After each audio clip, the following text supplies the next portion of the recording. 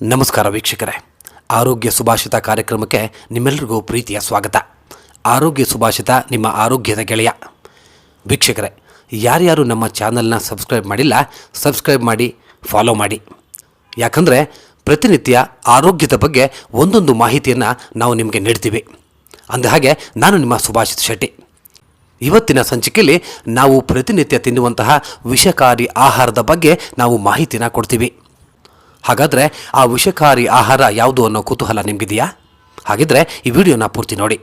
ವೀಕ್ಷಕರೇ, ನೀವು pizza, burger, noodles, ಬಜ್ಜಿ, ಬೋಂಡಾ, ಸಮೋಸ ಇವೆಲ್ಲವೂ ನಿಮ್ಗೆ ಇಷ್ಟ ಅಲ್ವಾ? ಜೊತೆಗೆ ನಿಮ್ಮ ಮಕ್ಕಳಿಗೂ ಕೂಡ ಇದನ್ನು ತಿನ್ನಿಸ್ತಾ ಇದ್ದೀರಾ ಅಲ್ವಾ? ಹಾಗಾದರೆ ನೀವು ವಿಷನ ತಿಂತಾ ಇದ್ದೀರಾ, ಜೊತೆಗೆ ನಿಮ್ಮ ಮಕ್ಕಳಿಗೂ ಕೂಡ ವಿಷವನ್ನು ನಿಮ್ಮ ಕೈಯಾರೆ ತಿನ್ನಿಸ್ತಾ ಇದ್ದೀರಾ. ಇಷ್ಟೆಲ್ಲ ಹೇಳಿದ ಮೇಲೆ ನಿಮಗೆ ನಾನು ಹೇಳ್ತಾ ಇರುವಂತಹ ವಸ್ತು ಯಾವುದು ಅಂತ ಗೊತ್ತಾಗಿರ್ಬೋದು. ಅದು ಬೇರೆ ಯಾವುದೂ ಅಲ್ಲ, ನಾವು ದಿನನಿತ್ಯ ತಿನ್ನುವಂತಹ ಮೈದಾ ಹಿಟ್ಟು. ವೈದ್ಯರ ಭಾಷೆಯಲ್ಲಿ ಅದು ಬಿಳಿ ವಿಷ. ಹೌದು ವೀಕ್ಷಕರೇ, ಈ ಮೈದಾ ಹಿಟ್ಟು ಅತ್ಯಂತ ಅಪಾಯ. ಯಾಕಂದರೆ ಇದನ್ನು ನಾವು ತಿನ್ನೋದ್ರಿಂದ ನಮ್ಮ ಆರೋಗ್ಯದಲ್ಲಿ ಸಾಕಷ್ಟು ಸಮಸ್ಯೆಗಳು ಉದ್ಭವ ಆಗುತ್ತೆ. ಈ ಮೈದಾ ಹಿಟ್ಟಿನಿಂದ ಮಾಡಿದಂತಹ ಆಹಾರ ಪದಾರ್ಥಗಳನ್ನು ತಿನ್ನಬೇಡಿ ಅಂತ ಪ್ರತಿಯೊಬ್ಬ ವೈದ್ಯರು ಕೂಡ ಹೇಳ್ತಾನೆ ಬಂದಿದ್ದಾರೆ. ಆದರೆ ನಾವು ನಮ್ಮ ಬಾಯಿ ರುಚಿಗೆ ವೈದ್ಯರ ಮಾತನ್ನು ನಿರ್ಲಕ್ಷ್ಯ ಮಾಡ್ತಾ ಬಂದಿದ್ದೀವಿ. ಆದರೆ ಕೆನಡಾದ ವಿಶ್ವವಿದ್ಯಾಲಯ ತನ್ನ 17 ವರ್ಷಗಳ ಸಂಶೋಧನೆಯಿಂದ ಒಂದು ಬೆಚ್ಚಿ ಬೀಳುವಂತಹ ಸುದ್ದಿನ ಹೊರತಂದಿದೆ. ಮೈದಾ ತಿನ್ನೋದ್ರಿಂದ ಆಗುವ ಆರೋಗ್ಯ ಸಮಸ್ಯೆಗಳ ಮೇಲೆ ತನ್ನ ವರದಿಯ ಮೂಲಕ ಅದು ಬೆಳಕು ಚೆಲ್ಲಿದೆ. ಅಷ್ಟಕ್ಕೂ ಮೈದಾನ ನಾವು ಯಾಕೆ ತಿನ್ನಬಾರ್ದು, ಅದರಿಂದ ಯಾವ್ಯಾವ ಆರೋಗ್ಯ ಸಮಸ್ಯೆಗಳು ಬರುತ್ತೆ, ಅದೆಲ್ಲದರ ಬಗ್ಗೆ ವರದಿ ಕೊಡೋದಕ್ಕಿಂತ ಮುಂಚೆ ಎಷ್ಟೋ ಜನಕ್ಕೆ ಇವತ್ತಿಗೂ ಮೈದಾನ ಹೇಗೆ ತಯಾರಿಸ್ತಾರೆ ಅಂತ ಗೊತ್ತೇ ಇಲ್ಲ. ಮೈದಾ ಹಿಟ್ಟನ್ನು ಗೋಧಿಯಿಂದ ತಯಾರಿಸಲಾಗಿದ್ದರೂ ಇದನ್ನು ಹೆಚ್ಚಾಗಿ ಫಿಲ್ಟರ್ ಮಾಡಿ ರಾಸಾಯನಿಕಗಳನ್ನು ಸೇರಿಸಲಾಗುತ್ತೆ. ಮೈದಾ ಮಾಡಲು 2 ವಿಧಾನಗಳನ್ನು ಅನುಸರಿಸಲಾಗುತ್ತೆ.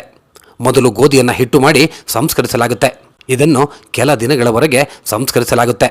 ಇದಕ್ಕೆ ಬೆಂಜಾಯಿಲ್ ಪೆರಾಕ್ಸೈಡ್ ಮತ್ತು ಅಲೋಕ್ಸೋನ್ ಎನ್ನುವಂತಹ ರಾಸಾಯನಿಕವನ್ನು ಬೆರೆಸಲಾಗುತ್ತೆ. ಈ 2 ರಾಸಾಯನಿಕಗಳನ್ನು ಮಿಶ್ರಣ ಮಾಡುವುದು ಮೈದಾ ಅಂತಿಮ ಹಂತಕ್ಕೆ ಕಾರಣವಾಗುತ್ತದೆ. ಈ 2 ರಾಸಾಯನಿಕಗಳನ್ನು ಹೇರ್ ಡೈಗಳಲ್ಲಿ ಹೆಚ್ಚಾಗಿ ಬಳಸಲಾಗುತ್ತದೆ.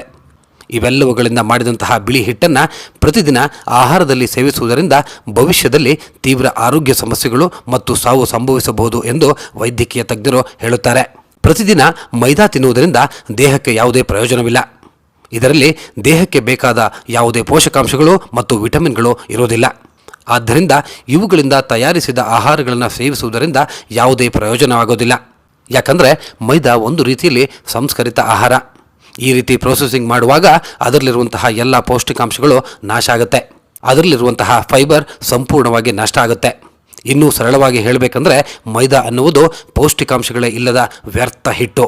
ಈ ಮೈದಾದಲ್ಲೇ bread, biscuit, pasta, parotta, pizza, burger, bajji, bonda, puffs ಇತ್ಯಾದಿ ಖಾದ್ಯಗಳನ್ನು ತಯಾರಿಸಲಾಗುತ್ತೆ. ಮೈದಾ ಹಿಟ್ಟು ಹಾನಿಕಾರಕ ಯಾಕೆ, ಅದನ್ನು ನಾವು ಯಾಕೆ ತಿನ್ನಬಾರ್ದು?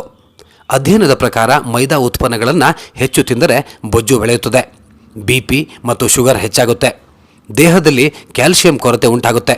ಅಂದರೆ ಇದರ ನೇರ ಪರಿಣಾಮ ಮೂಳೆಗಳ ಮೇಲೆ ಬೀಳುತ್ತದೆ. ಮೈದಾದಿಂದ ಮಾಡಿದಂತಹ ಖಾದ್ಯಗಳು ಬೇಗ ಜೀರ್ಣ ಆಗೋದಿಲ್ಲ. ಮೈದಾದಲ್ಲಿ ಬಹುಮುಖ್ಯವಾದ ಫೈಬರ್ ಅಂಶ ಇರೋದೇ ಇಲ್ಲ. ಅಷ್ಟೇ ಅಲ್ಲದೆ 27% ಜನರು ಹೃದ್ರೋಗದಿಂದ ಸಾಯ್ಬೋದು, 33% ಜನರಿಗೆ ಹೃದ್ರೋಗ ಆವರಿಸ್ಬೋದು, 46% ಜನರಿಗೆ ಸ್ಟ್ರೋಕ್ ಕೂಡ ಉಂಟಾಗ್ಬೋದು. ಆರೋಗ್ಯವೇ ಭಾಗ್ಯ ಎನ್ನುವುದಾದರೆ ಮೈದಾದಿಂದ ದೂರ ಇರಿ.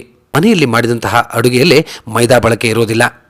ಮೈದಾ ಹಿಟ್ಟು ನಮ್ಮ ದೇಹಕ್ಕೆ ಒಳ್ಳೆಯದಲ್ಲ ಅಂತ ಗೊತ್ತಿದ್ದು ಇಷ್ಟು ದಿನ ಅದನ್ನೇ ನಾವು ತಿನ್ಕೊಂಡು ಬಂದಿದ್ದೀವಿ. ಜೊತೆಗೆ ನಮ್ಮ ಮಕ್ಕಳಿಗೂ ಕೂಡ ವಿಷನ ತಿನ್ನಿಸ್ತಾ ಇದ್ದೀವಿ. ಹಾಗಾಗಿ ಇನ್ನು ಮುಂದೆ ತಿನ್ನಬೇಕಾದ್ರೆ ಮುಂಚೆ ಒಂದು ಸಲ ಯೋಚನೆ ಮಾಡಿ. ನಿಮ್ಮ ಆರೋಗ್ಯದ ಜೊತೆ ನಿಮ್ಮ ಮಕ್ಕಳ ಆರೋಗ್ಯವನ್ನು ಕೂಡ ಕಾಪಾಡಿಕೊಳ್ಳಿ. ಉತ್ತಮ ಪೌಷ್ಟಿಕಾಂಶ ಇರುವಂತಹ ಆಹಾರವನ್ನು ಸೇವಿಸಿ ಆರೋಗ್ಯವಂತರಾಗಿರಿ. ಇದು ಈ ಹೊತ್ತಿನ ವಿಶೇಷ. ಮುಂದಿನ ಸಂಚಿಕೆಯಲ್ಲಿ ಮತ್ತೆ ನಿಮ್ಮನ್ನು ಭೇಟಿ ಮಾಡ್ತೀನಿ. ನಮಸ್ಕಾರ.